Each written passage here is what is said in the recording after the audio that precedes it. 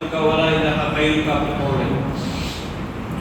পরে আমাদের প্রথম রাকাতে অতিরিক্ত 3টা তাকবীর দেওয়া লাগে। তখন আপনি কি করবেন? আপনি হাত ছেড়ে দিয়ে আল্লাহু আকবার বলে হাত ছেড়ে দিবেন, একটা তাকবীর। আবার আল্লাহু আকবার বলে কানের লতি পর্যন্ত আঙ্গুল উঠিয়ে আবার ছেড়ে দিবেন, 2টা তাকবীর।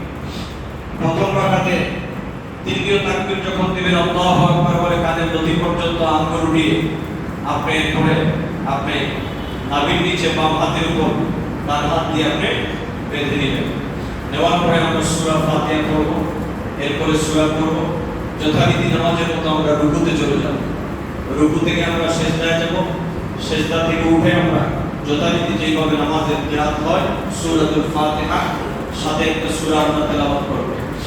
দ্বিতীয় রাকাতে রুকুতে যাওয়ার আগে অতিরিক্ত তাকবীর বাকি আছে কয়টা? 3টা। এবার আমরা আল্লাহু আকবার বলে 2 কানের লতি পর্যন্ত 2 বৃদ্ধাঙ্গুলি আমরা উত্তোলন করব। সেখান থেকে হাত নামিয়ে দ্বিতীয়বার আমরা হাত তুলে আল্লাহু আকবার বলব। এরপরে আমরা তৃতীয়বার আমরা কানের লতি পর্যন্ত হাত তুলে আল্লাহু আকবার বলে ছেড়ে দিব। তাকবীর হলো কয়টা? দ্বিতীয় রাকাতে। এবার চতুর্থ তাকবীর আল্লাহু আকবার বলে আমরা রুকুতে যাব। এরপরে আমরা সিজদায় যাব। এইভাবে করে আমরা